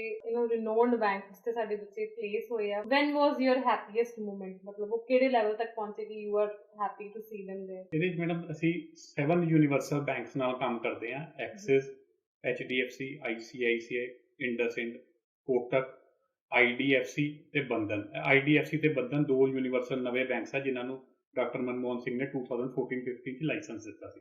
So these 7 banks, universal banks we are working with, and there are 3 more small finance banks. Small finance banks ਦਾ ਮਤਲਬ ਹੁੰਦਾ they are same as universal banks, ਪਰ ਇਹਨਾਂ ਕੋਲ ਇੱਕ ਕੈਪਿੰਗ ਹੈ। ਉਦੋਂ ਡਾਕਟਰ ਮਨਮੋਹਨ ਸਿੰਘ ਦਾ ਇਹ ਵਿਜ਼ਨ ਸੀਗਾ ਕਿ MSME ਨੂੰ ਆਪਾਂ ਜ਼ਿਆਦਾ ਵਧਾਈਏ, ਮਾਈਕਰੋ ਸਮਾਲ ਮੀਡੀਅਮ ਐਂਟਰਪ੍ਰਾਈਜ਼ਸ ਨੂੰ ਵਧਾਉਣ ਵਾਸਤੇ ਉਹਨਾਂ ਨੇ ਸਮਾਲ ਫਾਈਨੈਂਸ ਬੈਂਕਸ ਨੂੰ ਲਾਇਸੈਂਸ ਦਿੱਤੇ, ਜਿਹਦੇ ਵਿੱਚ ਉਹਨਾਂ ਕੋਲ ਕੈਪਿੰਗ ਹੈ ਵੀ ਉਹ 25 ਲੱਖ ਤੱਕ ਦਾ ਲੋਨ ਦੇ ਸਕਦੇ ਤੇ 25 ਲੱਖ ਤੱਕ ਦਾ ਡਿਪੋਜ਼ਿਟ ਲੈ ਸਕਦੇ। ਉਸ ਤੋਂ ਜ਼ਿਆਦਾ ਉਹਨਾਂ ਕੋਲ ਪਾਵਰ ਨਹੀਂ ਹੈ। ਛੋਟੇ ਬਿਜ਼ਨੈਸਿਸ ਨੂੰ ਵਧਾਵਾ ਦੇਣ ਲਈ they started small finance bank. So we are working with Utkarsh small finance bank which is a Varanasi based bank, Jana small finance bank, Equitas small finance ਤੇ ਇੱਕ AU ਸਮਾਲ ਫਾਈਨੈਂਸ ਬੈਂਕ ਹੈ ਜੈਪੁਰ ਬੇਸਡ। ਹੁਣ ਉਹਨੇ ਵੀ ਸਾਡੇ ਕੋਲੋਂ ਬੱਚੇ ਲੈਣੇ। ਸਾਡੇ ਮੈਡਮ 2015 ਜਿਹੜੇ ਬੱਚੇ ਪਾਸ ਆਊਟ ਹੋਏ ਸੀਗੇ ਪਹਿਲੇ ਬੈਚ ਦੇ, ਕੁਝ ਡਿਪਟੀ ਬ੍ਰਾਂਚ ਮੈਨੇਜਰ ਬਣ ਗਏ ਨੇ, ਕੁਝ ਬ੍ਰਾਂਚ ਆਪਰੇਸ਼ਨਸ ਮੈਨੇਜਰ ਬਣ ਗਏ ਨੇ, ਜਿੱਥੇ ਉਹਨਾਂ ਦਾ package they started with 15-20,000 salary ਤੇ ਹੁਣ ਉਹਨਾਂ ਦੀ 50,000 ਰੁਪਏ ਮੰਥਲੀ ਸੈਲਰੀ ਹੋ ਗਈ। ਐਂਡ ਮੇਬੀ ਨੈਕਸਟ 2 ਇਅਰਸ, ਜਿੱਦਾਂ ਮੈਂ ਤੁਹਾਨੂੰ ਦੱਸਿਆ ਸੀ 7 ਤੋਂ 10 ਸਾਲ ਦੇ can become branch manager. So ਕਿਉਂਕਿ ਬੈਂਕਿੰਗ 'ਚ ਵੀ it is a process 2 years ਤੁਸੀਂ ਇੱਥੇ ਪਹੁੰਚੋਗੇ 3 ਇਅਰਸ 'ਚ ਇੱਥੇ ਪਹੁੰਚੋਗੇ ਸੋ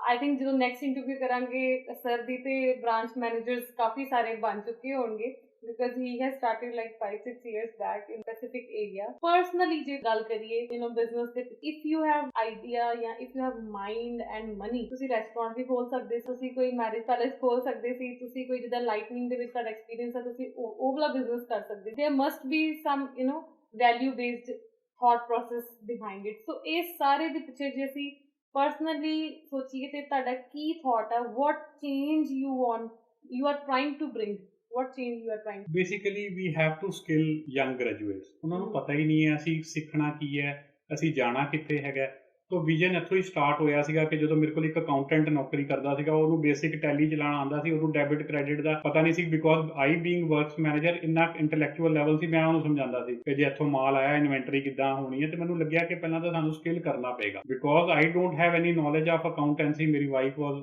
MCom and PhD in accounts only ਤੇ ਉਹਨਾਂ ਨੇ ਮੈਨੂੰ ਕਿਹਾ ਕਿ ਆਪਾਂ ਇੱਦਾਂ ਦਾ ਅਕਾਊਂਟ ਤੋਂ started with our joint collaboration ਵੀ ਅਸੀਂ ਬੱਚਿਆਂ ਨੂੰ ਇੱਦਾਂ ਸਟਾਰਟ ਕਰੀਏ ਐਂਡ ਸਲੋਲੀ ਔਰ ਜਦੋਂ ਬਿਜ਼ਨਸ 'ਚ ਬੰਦਾ ਆਉਂਦਾ ਹੈ ਸਟਾਰਟ ਤਾਂ ਇੱਦਾਂ ਹੀ ਹੁੰਦਾ ਵੀ ਯਾਰ ਜਿੰਨੀ ਮੈਂ ਸੈਲਰੀ ਲੈ ਰਿਹਾ ਸੀ ਉਨਾ ਮੈਨੂੰ ਪ੍ਰੋਫਿਟ ਹੋਣਾ ਸ਼ੁਰੂ ਹੋ ਜਾਵੇ ਸਲੋਲੀ ਵਿਜ਼ਨ ਸ਼ਿਫਟਡ ਕਿ ਅਸੀਂ ਬਹੁਤ ਲੋਕਾਂ ਨੂੰ ਕਿਉਂਕਿ ਜਦੋਂ ਬੱਚਿਆਂ ਦੀ ਨੌਕਰੀ ਲੱਗਦੀ ਸੀ ਉਹਨਾਂ ਦੇ ਪੇਰੈਂਟਸ ਵੀ ਆਉਂਦੇ ਸੀ ਲੱਡੂ ਦਾ ਡੱਬਾ ਵੀ ਪੈਰੀ ਹੱਥ ਵੀ ਲਾਉਂਦੇ ਸੀ ਵੀ ਸਾਡੇ ਬੱਚੇ ਦੀ ਨੌਕਰੀ ਲਗਵਾਤੀ and banking is all together a very respectable job ਤੇ ਉਹ ਫਿਰ ਬਹੁਤ ਖੁਸ਼ੀ ਮਿਲਦੀ ਸੀ ਫਿਰ ਹੁਣ ਸਾਡਾ ਹੁਣ ਬਿਲਕੁਲ ਵਿਜ਼ਨ ਕਲੀਅਰ ਹੈ that we have to be pan India very soon maybe by March 2022 ਸਾਡੇ 25-30 ਸੈਂਟਰ ਪੂਰੇ ਇੰਡੀਆ ਦੇ ਵਿੱਚ ਹੋ ਜਾਣਗੇ and now the vision has shifted ਪਹਿਲਾਂ ਸੀਗਾ ਕਿ ਵੀ ਬੱਚਿਆਂ ਨੂੰ ਅਸੀਂ ਇੰਪਲੋਇਮੈਂਟ ਕਰਨੀ ਹੈ now the vision has shifted ਕਿ ਸਾਡਾ ਜਿਹੜਾ ਹੁਣ vision ਹੈ that is to help the banks the new upcoming banks with the skilled man ਜੇ ਉਹਨਾਂ ਨੂੰ ਪੜ੍ਹੇ ਲਿਖਾ ਅੱਛਾ ਬੱਚਾ ਪਹਿਲੇ ਦਿਨ ਤੋਂ ਮਿਲੇਗਾ ਤੇ banks ਵੀ ਬੜੀ ਜਲਦੀ grow and finally the economy and the whole ecosystem will grow ਸੋ ਤੁਹਾਨੂੰ ਬਿਲਕੁਲ ਮੈਂ ਬੈਂਕਿੰਗ ਜੌਬਸ ਦੇ ਗੁਰੂ ਨਾਲ ਮਿਲਵਾਤਾ ਅੱਜ ਆਪਣੀ ਆਡੀਅנס ਨੂੰ so you can always get in touch with him Mohali ਬੈਠਦੇ ਸਰ ਸੋ ਆਪਾਂ ਐਂਟਰਪ੍ਰੀਨਿਓਰਸ਼ਿਪ ਦੀ ਗੱਲ ਕਰੀਏ ਬਿਜ਼ਨਸ ਦੀ ਗੱਲ ਕਰੀਏ ਜਿਹੜਾ ਕੁਐਸਚਨ ਮੇਰਾ ਜਿੰਨੇ ਵੀ ਐਂਟਰਪ੍ਰੀਨਿਓਰਸ ਮੇਰੇ ਸ਼ੋਅ ਦੇ ਵਿੱਚ ਆਉਂਦੇ ਹਮੇਸ਼ਾ ਮੇਰਾ ਇੱਕ ਕੁਐਸਚਨ ਹੁੰਦਾ ਕਿਉਂਕਿ ਇਹ ਕੁਐਸਚਨ ਮੇਰੇ ਨਾਲ ਵੀ ਲਿੰਕਡ ਆ ਬਹੁਤ ਅੱਛੀ ਤੁਸੀਂ ਪੜ੍ਹਾਈ ਕਰ ਲਈ ਐਂਡ ਰੱਬ ਨੇ ਸਾਰਾ ਕੁਝ ਦੇਤਾ ਰਾਈਟ ਬਿਜ਼ਨਸ ਖੋਲਣ ਜੋਗੇ ਪੈਸੇ ਅਰੇਂਜ ਕਰਤੇ ਭਾਵੇਂ ਆਪਾਂ ਘਰ ਮੌਰਗੇਜ ਕੀਤਾ ਸਾਰਾ ਕੁਝ ਸਾਡੇ ਕੋਲ ਹੈਗਾ ਸੀ ਤੁਹਾਡਾ ਪਾਰਟਨਰ ਇੰਨਾ ਵਧੀਆ ਸ਼ੀ ਇਜ਼ PhD ਸੋ ਤੁਸੀਂ ਪੰਜਾਬ ਹੀ ਕਿਉਂ ਚੁਣਿਆ ਕਿਉਂਕਿ ਲੋਕੀ ਮੈਨੂੰ ਕੁਐਸਚਨ ਪੁੱਛਦੇ ਆ ਕਿ ਤੁਸੀਂ ਪੰਜਾਬ ਹੀ ਕਿਉਂ ਚੁਣਿਆ so I want to ask you ਕਿ ਤੁਸੀਂ ਨਹੀਂ ਕਦੀ ਸੋਚਿਆ ਕਿ ਮੈਂ ਕੈਨੇਡਾ ਚਲ ਜਾ ਜਾਂ ਆਸਟ੍ਰੇਲੀਆ ਚਲ ਜਾ ਇੱਥੇ ਕੁਝ ਨਹੀਂ ਹੈਗਾ ਕਿਉਂਕਿ ਜਨਰਲੀ ਅਸੀਂ ਸੁਣਦੇ ਜਿਵੇਂ ਤੁਸੀਂ ਐਗਜ਼ਾਮਪਲ ਦਿੱਤੀ ਹੈ ਹੀ ਮੈਂ ਆਪਣੀ ਆਡੀਅנס ਨੂੰ ਐਗਜ਼ਾਮਪਲ ਦੇਣਾ ਚਾਹਨੀ ਜੇ ਅਸੀਂ ਕ੍ਰੀਏਟ ਕਰਨਾ ਚਾਹੀਏ ਵਾਕਈ ਅਸੀਂ ਕੁਝ ਕਰਕੇ ਵਿਖਾਉਣਾ ਚਾਹੀਏ ਸਰ ਨੇ ਦੱਸਿਆ ਕਿ he started from his home ਜਿਹੜੇ ਘਰ 'ਚੋਂ ਰਹਿ ਰਹੇ ਆ ਉਹਦੇ ਤੋਂ ਹੀ ਆਪਣਾ ਬਿਜ਼ਨਸ ਸ਼ੁਰੂ ਕੀਤਾ ਉਹਨੂੰ ਵੀ ਇੱਕ ਵਾਰੀ ਬੈਂਕ ਨੂੰ ਦੇਣਾ ਪੈ ਗਿਆ ਮੇਰੀ ਵੀ ਸਟੋਰੀ ਏਦਾਂ ਦੀ ਹੈ ਸੇਮ ਪੰਜਾਬ ਹੀ ਕਿਉਂ ਐਕਚੁਅਲੀ ਸ਼ੁਰੂ ਤੋਂ ਘਰ ਪਰਿਵਾਰ ਸਾਡਾ ਚੰਡੀਗੜ੍ਹ ਹੋਣ ਕਰਕੇ ਪੰਜਾਬ ਨਾਲ ਲਗਾਵ ਸੀਗਾ ਗੁਰੂਆਂ ਦੀ ਧਰਤੀ ਕਿਹਾ ਜਾਂਦਾ ਪੰਜਾਬ ਨੂੰ ਗੁਰਦੁਆਰੇ ਵਿਜ਼ਿਟ ਕਰਦੇ ਸੀ ਸੋ ਕਈ ਵਾਰੀ ਦਿਮਾਗ 'ਚ ਆਇਆ ਜਿੱਦਾਂ ਤੁਸੀਂ ਮੈਡਮ ਕਿਹਾ ਵੀ ਕੈਨੇਡਾ ਚਲੇ ਜਾਈਏ ਜਦੋਂ ਜੌਬ ਕਰਦੇ ਸੀਗੇ ਬਿਜ਼ਨਸ ਕਰਦਿਆਂ ਵੀ ਤੁਹਾਨੂੰ ਪਤਾ ਚੈਲੰਜਸ ਬਹੁਤ ਆਉਂਦੇ ਨੇ ਆਈ ਸਟਾਰਟਡ ਇਨ 2007 11-12 ਦੇ ਵਿੱਚ ਵੀ ਮੈਨੂੰ ਯਾਦ ਹੈ 2011-12 ਮੈਂ ਇੱਕ ਦਿਨ ਨਿਊਜ਼ਪੇਪਰ 'ਚ ਵੀ ਐਡ ਦੇਤੀ ਕਿ ਮੈਂ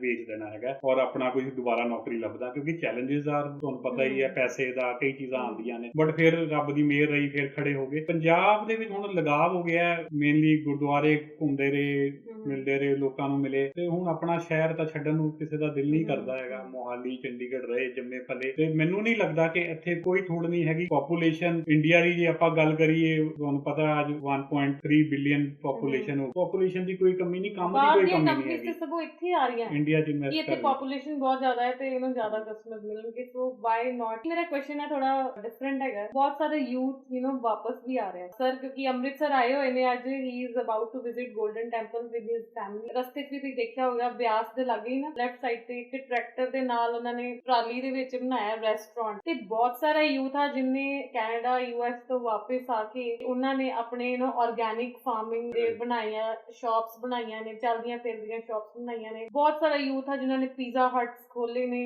So they are trying to resettle in Punjab ਇਦਾਂ ਦਾ ਮਨ ਉਹਨਾਂ ਦਾ ਬਣ ਰਿਹਾ ਹੈ ਪੰਜਾਬ ਨੂੰ ਕਿਤੇ ਨਾ ਕਿਤੇ ਮੋੜਾ ਪੈ ਰਿਹਾ ਹੈ ਤੁਸੀਂ ਦੇਖੋਗੇ ਕਿ ਯੂਥ ਵੀ ਹੁਣ ਫੇਰ ਪੱਗਾਂ ਬੰਨਣ ਦਾ ਟ੍ਰੈਂਡ ਆ ਰਿਹਾ ਹੈ ਫੇਰ ਉਹ ਆਪਣੀ ਕਮਿਊਨਿਟੀ ਨਾਲ ਲਗਾਵ ਹੋ ਰਿਹਾ ਸੋ ਉਹਨਾਂ ਦੀ ਤਾਰੀਫ what would you like ਦੇਖੋ ਮੈਨੂੰ ਇੱਥੇ ਗੱਲ ਯਾਦ ਆਈ ਡਾਕਟਰ ਇੰਦਰਜੀਤ ਸਿੰਘ ਸੀਗੇ ਜਿਨ੍ਹਾਂ ਨੇ ਪੰਜਾਬ ਐਂਡ ਸਿੰਧ ਬੈਂਕ ਦੇ ਚੇਅਰਮੈਨ ਰਹੇ ਉਹਨਾਂ ਨੇ ਆਪਣਾ ਬੈਂਕ ਖੋਲਿਆ ਬੈਂਕ ਆਫ ਪੰਜਾਬ ਉਹਨਾਂ ਦਾ ਸ਼ੁਰੂ ਤੋਂ ਇਹੀ ਮਕਸਦ ਸੀਗਾ ਕਿ ਜੇ ਮੈਂ ਬ੍ਰਾਂਚਾਂ 'ਚ ਵਿਜ਼ਿਟ ਕਰਦਾ ਤੇ ਪੱਗਾਂ ਨਜ਼ਰ ਆਉਣੀਆਂ ਚਾਹੀਦੀਆਂ ਹੈਗੀਆਂ ਸਾਡਾ ਵੀ ਸ਼ੁਰੂ ਤੋਂ ਇੱਕ 2-3 NGOs ਨਾਲ ਅਸੀਂ ਪੰਜਾਬ 'ਚ ਕੰਮ ਹਮ। ਕਰ ਰਹੇ ਹੈਗੇ ਆ।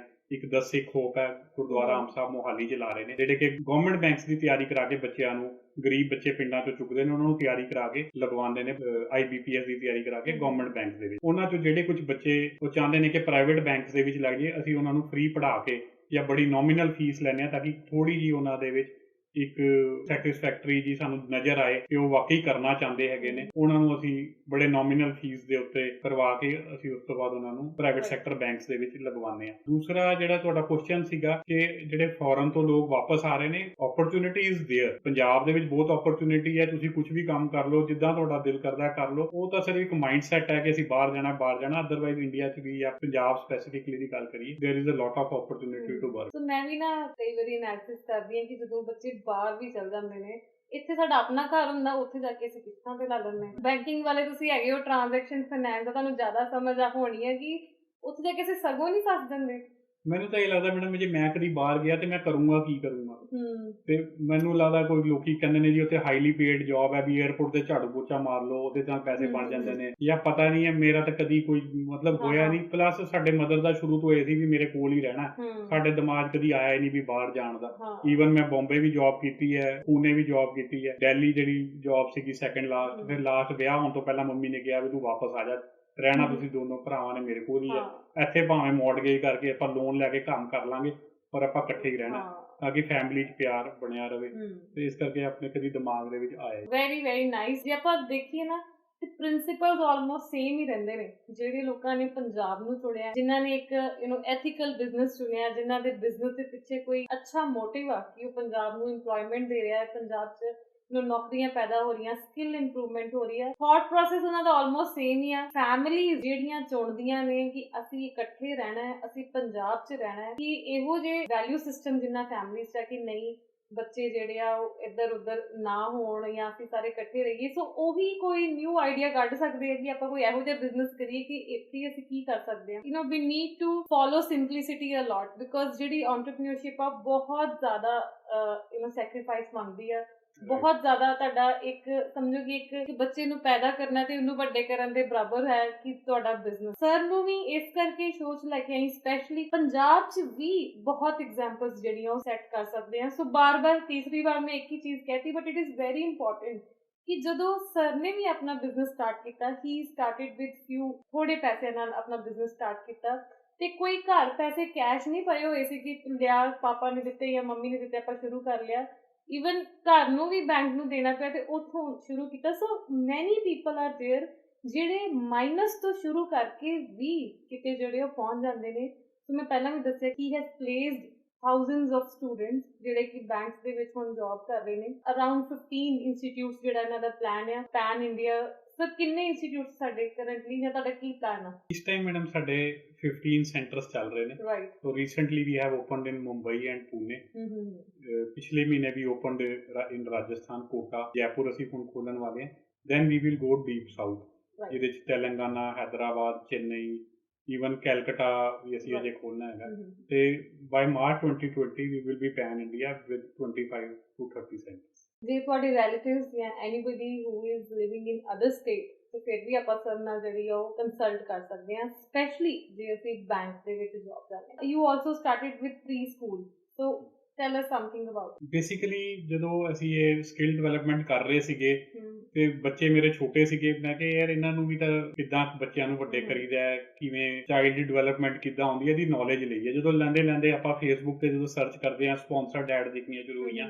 ਉਹਦੇ 'ਚ ਇੱਕ ਫਰੈਂਚਾਈਜ਼ੀ ਦੀ ਐਡ ਦਿਖੀ, ਟਾਈਮ ਕਿਡਸ, ਉਹਨੂੰ ਸਰਚ ਕੀਤੀ। ਉਹਨਾਂ ਦੀ ਇੱਕ ਅਲੱਗ ਜਿਹੀ ਥਿਊਰੀ ਹੈ ਬੱਚੇ ਨੂੰ ਡਿਵੈਲਪ ਕਰਨ ਦੀ, ਉਹਦੀ ਮਾਈਂਡ ਦੀ, ਉਹ ਬੜੀ ਡਿਟੇਲ ਵਾਲੀ ਗੱਲ ਹੈਗੀ ਹੈ ਤੇ ਮੈਨੂੰ ਅੱਛਾ ਲੱਗਿਆ। So we opened play way, basically it's a pre school, ਜਿੱਥੇ ਆਪਾਂ ਨਰਸਰੀ ਹੈ, KG ਹੈ ਤੇ ਫਸਟ ਤੋਂ ਪਹਿਲਾਂ ਬੱਚੇ ਨੂੰ ਆਪਾਂ ਤਿਆਰ ਕਰਦੇ ਹਾਂ ਤਾਂ ਕਿ ਉਹ ਫਸਟ ਅੱਛੀ ਜਗ੍ਹਾ ਉਹਦਾ ਬ੍ਰੇਨ ਡਿਵੈਲਪ ਕਰਦੇ ਹਾਂ। It's in Zirakpur by the name of time kids. It's a Hyderabad based South Indian company. ਤੁਹਾਡਾ ਇੱਕ ਐਜੂਕੇਸ਼ਨਲ ਟਰਸਟ ਵੀ ਆ, ਸੋ ਓਬਰੋਏ ਐਜੂਕੇਸ਼ਨਲ ਟਰਸਟ ਦੇ ਵਿੱਚ ਕੀ ਸੋਸ਼ਲ ਐਕਟੀਵਿਟੀਜ਼? ਜਿਹੜਾ ਮੈਡਮ ਤੁਸੀਂ ਕੁਐਸਚਨ ਪੁੱਛਿਆ ਵੀ ਓਬਰੋਏ ਐਜੂਕੇਸ਼ਨਲ ਟਰਸਟ ਸੋਸਾਇਟੀ ਵਾਸਤੇ ਕੀ ਕਰ ਰਹੀ ਹੈ, ਉਹਦੀ ਮੈਂ ਥੋੜਾ ਜਿਹਾ ਪਿਛੋਕੜ ਦੀ ਗੱਲ ਕਰਾਂਗਾ। ਸਾਡੇ ਨਾਨਾ ਜੀ ਬੜੇ ਗਰੀਬ ਪਰਿਵਾਰ ਨੂੰ ਬਿਲੋਂਗ ਕਰਦੇ ਸੀ ਤੇ 7ਵੀਂ ਤੋਂ ਬਾਅਦ ਉਹਨਾਂ ਦੇ ਪੇਰੈਂਟਸ ਨੇ ਪੜ੍ਹਾਈ ਛੁਡਾਤੀ ਕਿਉਂਕਿ ਪੈਸੇ ਨਹੀਂ ਸੀਗੇ। ਫਿਰ ਉਹਨਾਂ ਦੇ ਮਾਸਟਰ ਨੇ ਹੈਲਪ ਕੀਤੀ ਵੀ ਮੁੰਡਾ ਇੰਟੈਲੀਜੈਂਟ ਹੈ, ਮੈਂ ਫੀਸ ਭਰ ਦਾਂਗਾ, ਤੁਸੀਂ ਪੜ੍ਹਾਓ। ਤਾਂ 10ਵੀਂ 'ਚ ਉਹਨਾਂ ਨੇ ਡਿਸਟ੍ਰਿਕਟ ਟੌਪ ਕੀਤਾ।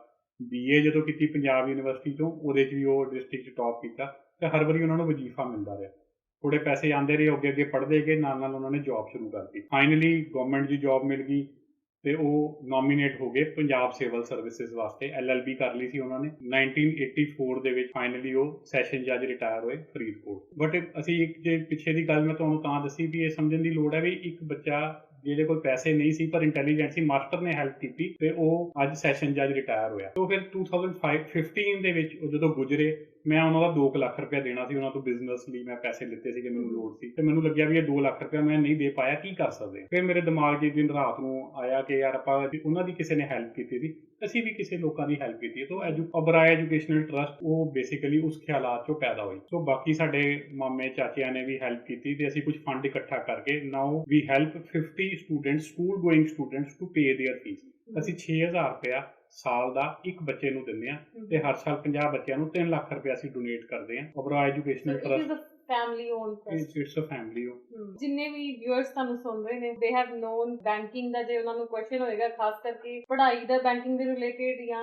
job ਦੇ related, ਤੇ now they have faced in Punjab ਕਿ ਗੁਰਸਿਮਰਨ ਸਰ ਨਾਲ ਅਸੀਂ ਜਿਹੜਾ ਉਹ contact ਕਰਨਾ ਹੈ। he is very nice। ਮੈਂ ਤੁਹਾਨੂੰ ਇਹ ਵੀ ਕਹਿਣਾ ਚਾਹੁੰਦੀ ਕਿ banking ਦੀ ਨਹੀਂ ਵੀ ਕੰਮ ਤੇ ਤਾਂ ਵੀ ਤੁਸੀਂ ਇਹਨਾਂ ਨੂੰ ਜ਼ਰੂਰ ਮਿਲ ਸਕਦੇ ਹੋ। what is your message to everybody? ਆਪਣੀ ਜ਼ਿੰਦਗੀ ਦੇ ਤਜਰਬੇ ਤੋਂ ਤੁਸੀਂ ਕੀ crux ਕੱਢਿਆ, ਇੱਕ ਨਿਚੋੜ ਕੱਢਿਆ which you would like to share with everybody? ਦੇਖੋ, ਹਰ ਵਾਰੀ ਆਪਣੇ ਆਪ ਨੂੰ ਸੁਧਾਰਨ ਲਈ ਯਤਨਸ਼ੀਲ ਹੋ। ਮਤਲਬ ਜੇ ਮੈਂ ਅੱਜ ਲੱਗਦਾ ਵੀ ਮੇਰੇ 'ਚ 2% ਵੀ ਡਿਸਓਨੈਸਟੀ ਹੈ, ਮੈਂ ਇਹਨੂੰ ਕਿੱਦਾਂ ਕਰ ਸਕਦਾ? ਆਪਣੇ ਆਪ ਨੂੰ ਰਿਫਾਰਮ ਕਰੋ। ਭਾਈ ਗੁਰਦਾਸ ਜੀ ਵੀ ਕਹਿੰਦੇ ਨੇ, ਆਪ ਸਵਾਰੇ ਮੈਂ ਮਿਲੇ, ਮੈਂ ਮਿਲਿਆ ਸੁਖ ਹੋਏ, ਫਰੀਦਾ ਜੇ ਤੂੰ ਮੇਰਾ ਹੋਏ ਰੇ, ਸਭ ਜਗ ਤੇਰਾ ਹੋਏ। ਇਹ ਗੁਰੂ ਗ੍ਰੰਥ ਸਾਹਿਬ ਦੇ ਵਿੱਚ ਬਾਣੀ ਭਾਈ ਗੁਰਦਾਸ ਜੀ ਦੀ ਦਰਜ ਹੈ। ਉਹਦੇ ਬੇਸਿਕਲੀ ਕਹਿੰਦੇ ਨੇ, ਰੱਬ ਕਹਿੰਦਾ if you want to reform yourself, you shall meet me, and by meeting me you shall be at peace. ਆਪ ਸਵਾਰੇ ਮੈਂ ਮਿਲੇ, ਮੈਂ ਮਿਲਿਆ ਸੁਖ ਹੋਏ, ਫਰੀਦਾ ਜੇ ਤੂੰ ਮੇਰਾ ਹੋਏ ਰਹੇ, ਸਭ ਜਗ ਤੇਰਾ ਹੋਏ। ਉਹ ਫਰੀਦ, ਜੇ ਤੂੰ ਮੈਨੂੰ ਮਿਲ ਗਿਆ ਤਾਂ ਤੈਨੂੰ ਸਾਰੀ ਦੁਨੀਆ ਦੀ ਖੁਸ਼ੀਆਂ ਪ੍ਰਾਪਤ ਹੋ ਜਾਣਗੀਆਂ। ਤਾਂ ਸਾਰੀ ਕਹਾਣੀ ਸਟਾਰਟ ਹੋਈ ਇਫ ਯੂ ਰੀਫਾਰਮ yourself, ਆਪ ਸਵਾਰੇ ਮੈਂ ਮਿਲੇ। ਆਪਣੇ ਆਪ ਨੂੰ ਸਵਾਰਨ ਦੀ ਗੱਲ ਕੀਤੀ ਉੱਥੇ ਵੀ ਉਹਨਾਂ ਨੇ। ਆਪਾਂ ਨੂੰ ਜੇ ਕੁਝ ਵੀ ਲੱਗਦਾ ਵੀ ਮੇਰੇ 'ਚ ਇਹ ਕਮੀ ਹੈ, ਜਾਂ ਮੈਂ ਡਿਸਿਪਲਿਨਡ ਨਹੀਂ ਹਾਂ, ਜਾਂ ਮੇਰੇ 'ਚ ਮਾਤਰ ਵੀ ਇੰਟੀਗ੍ਰਿਟੀ ਦੀ ਕਮੀ ਹੈ, ਉਹਨੂੰ ਮੈਂ ਹੌਲੀ ਹੌਲੀ ਕਰਾਂ ਪੂਰੀ। ਤੇ ਬੇਸਿਕਲੀ ਮੈਂ ਇਹੀ ਕਹਾਂਗਾ ਸਾਰੇ ਸਰੋਤਾਂ ਨੂੰ ਵੀ ਤੁਸੀਂ ਆਪਣੇ ਆਪ ਨੂੰ ਰੀਫਾਰਮ ਕਰੋ। ਜਿੱਥੇ ਕੋਈ ਕਮੀ ਲੱਗਦੀ ਹੈ ਉਹਨੂੰ ਸੁਧਾਰੋ। ਪੜ੍ਹਾਈ ਕਰਨਾ ਚਾਹੁੰਦੇ ਹੋ, ਜਿੱਥੇ ਤੁਹਾਨੂੰ ਲੱਗਦਾ ਹੈ ਵੀ ਮੇਰੇ ਮਾਰਕਸ ਘੱਟ ਆ ਰਹੇ ਆ, ਉਹਨੂੰ ਵਧਾਓ। ਸਕਿੱਲ ਦੀ ਗੱਲ ਕਰੀਏ, ਸਕਿਲਿੰਗ ਦੀ ਗੱਲ ਕਰੀਏ, ਉੱਥੇ ਆਪਣੇ ਆਪ ਨੂੰ ਵਧਾਓ। ਜੇ ਜੌਬ ਕਰ ਰਹੇ ਹੋ, ਮੈਂ ਹੋਰ ਵਧੀਆ ਕਿੱਦਾਂ ਕਰ ਸਕਦਾ? ਬਿਜ਼ਨਸ ਕਰ ਰਹੇ ਹੋ, ਮੈਂ ਹੋਰ ਵਧੀਆ ਕਿੱਦਾਂ ਕਰ ਸਕਦਾ? ਸਾਰੀ ਕਹਾਣੀ ਆਪਣੀ ਜ਼ਿੰਦਗੀ ਦੇ ਵਿੱਚ ਆਪਾਂ ਰੀਫਾਰਮ ਕਰਦਿਆਂ ਗੁਜ਼ਾਰ ਦਈਏ। ਤਾਂ ਮੇਰੇ ਖਿਆਲ ਦੇ ਮੇਰਾ ਮਕਸਦ ਇਹੀ ਹੈ ਕਿ ਮੈਂ ਆਪਣੇ ਆਪ ਨੂੰ ਰੀਫਾਰਮ ਕਰਦਾ, ਆਪਣੀ ਫੈਮਿਲੀ 'ਚ ਵੀ ਇਹੀ ਕਹਿੰਦਾ ਤੇ ਸਾਰਿਆਂ ਨੂੰ ਇਹ ਕਹਾਂਗਾ ਆਪਣੇ ਆਪ ਨੂੰ ਸਵਾਰਨ ਲਈ ਯਤਨਸ਼ੀਲ ਬਣੇ ਰਹੋ। Very good message for all. So thank you so much sir for being on the show. Thank you madam. ਇਹ ਸੀ ਗੁਰਸਿਮਰਨ ਸਿੰਘ ਓਬਰਾਏ ਤੇ ਆਈ ਐਮ ਸ਼ੋਰ ਕਿ ਤੁਹਾਨੂੰ ਅੱਜ ਦਾ ਐਪੀਸੋਡ ਜਿਹੜਾ ਬਹੁਤ ਵਧੀਆ ਲੱਗਾ ਹੋਏਗਾ। ਐਂਡ ਹਰ ਵਾਰੀ ਮੈਂ ਇਹੀ ਕਹਿੰਦੀ ਕਿ ਤੁਹਾਨੂੰ ਅੱਜ ਦਾ ਐਪੀਸੋਡ ਇਹ ਬਹੁਤ ਵਧੀਆ ਲੱਗਾ ਹੋਏਗਾ ਕਿਉਂਕਿ ਹਰ ਐਪੀਸੋਡ ਜਿਹੜਾ ਉਹ ਵਾਕਈ ਸਾਡਾ ਗੈਸਟ ਜਿਹੜੇ ਆ ਉਹ ਵਧੀਆ ਬਣਾ ਦਿੰਦੇ ਨੇ। ਸੋ ਸੱਚ ਅ ਗੁੱਡ ਮੈਸੇਜ ਕਿ ਆਪਾਂ ਛੋਟੀਆਂ ਇੰਪਰੂਵਮੈਂਟਸ ਜੇ ਆਪਣੀ ਲਾਈਫ 'ਚ ਅਸੀਂ ਐਕਨੋਲੇਜ ਕਰ ਲਈ ਕਿ ਇੱਥੇ ਅਸੀਂ ਥੋੜਾ ਚੇਂਜ ਕਰ ਸਕਦੇ ਹਾਂ, ਥੋੜੇ ਬੈਟਰ ਹੋ ਸਕਦੇ ਹਾਂ, ਤੇ ਛੋਟੀਆਂ ਇੰਪਰੂਵਮੈਂਟਸ ਜਿਹੜੀਆਂ ਅਸੀਂ ਆਪਣੀ ਲਾਈਫ 'ਚ ਕਰਦੇ ਜਾਈਏ ਤੇ ਅਸੀਂ ਜ਼ਰੂਰ ਉਸ ਮੁਕਾਮ ਤੇ ਪਹੁੰਚ ਸਕਦੇ ਹਾਂ ਕਿ ਜੋ ਸਾਡਾ ਇੱਕ ਸੁਪਨਾ ਹੈ। ਪਲੱਸ ਬੈਂਕਿੰਗ ਦੀ ਜੇ ਅਸੀਂ ਗੱਲ ਕਰੀਏ, ਸੋ ਵੀ ਆਲਵੇਜ਼ ਟਰਾਈ, ਹਮੇਸ਼ਾ ਮੇਰੀ ਕੋਸ਼ਿਸ਼ ਹੈ ਕਿ ਸਾਡੇ ਪੰਜਾਬ ਦੇ ਬੱਚੇ ਜਿਹੜੇ ਆ ਉਹਨਾਂ ਨੂੰ ਰਾਈਟ ਡਾਇਰੈਕਸ਼ਨ ਮਿਲੇ। ਪੰਜਾਬ ਜਿਹੜਾ ਹੈ ਐਸਾ ਸੂਬਾ ਹੈ ਕਿ ਜਿੱਥੇ ਜੌਬਸ ਜਨਰੇਟ ਹੋ ਸਕਦੀਆਂ ਨੇ ਤੇ ਜਿੱਥੇ ਜੌਬਸ ਹਨ, ਪਰ ਪੰਜਾਬ ਦੇ ਵਿੱਚ ਇਹ ਮੈਂ ਜ਼ਰੂਰ ਕਵਾਂਗੀ ਕਿ ਐਜੂਕੇਸ਼ਨ ਤੇ ਥੋੜਾ ਜਿਹਾ ਫੋਕਸ ਕਰਨ ਦੀ ਜ਼ਰੂਰਤ ਆ। ਐਜੂਕੇਸ਼ਨ ਨੂੰ ਪ੍ਰੋਫੈਸ਼ਨਲ ਡਾਇਰੈਕਸ਼ਨ ਦੇਣ ਦੀ ਜ਼ਰੂਰਤ ਆ, ਜੋ ਕਿ ਜ਼ਰੂਰੀ ਨਹੀਂ ਕਿ ਇੰਸਟੀਟਿਊਟ ਹੀ ਦੇਵੇ, ਜ਼ਰੂਰੀ ਨਹੀਂ ਕਿ ਸਰਕਾਰ ਹੀ ਦੇਵੇ। ਤੁਸੀਂ ਖੁਦ ਵੀ ਅਵੇਅਰਨੈਸ ਦੇ ਨਾਲ ਜਿਹੜਾ ਉਹ ਪ੍ਰੋਫੈਸ਼ਨਲ ਟ੍ਰੇਨਿੰਗ ਜਿਹੜੀ ਆ ਉਹ ਲੈ ਸਕਦੇ ਹੋ, ਪ੍ਰੋਫੈਸ਼ਨਲ ਕੋਚਿੰਗ ਲੈ ਸਕਦੇ ਹੋ। ਜਿਵੇਂ ਸਰ ਨੇ ਗੱਲ ਕੀਤੀ ਕਿ ਆਪਾਂ ਬੈਂਕਿੰਗ ਦੀ ਕੋਚਿੰਗ ਲੈ ਸਕਦੇ ਹਾਂ, ਅਸੀਂ ਅਕਾਊਂਟਿੰਗ ਦੀ ਕੋਚਿੰਗ ਲੈ ਸਕਦੇ ਹਾਂ। Try to choose a professional course ਤਾਂ ਕਿ ਸਾਡੀ ਕਿਸੇ ਪ੍ਰੋਫੈਸ਼ਨ 'ਚ ਜੌਬ ਜਿਹੜੀ ਆ ਉਹ ਲੱਗ ਸਕੇ। So thank you so much for watching Mandeep Kaur Sidhu show.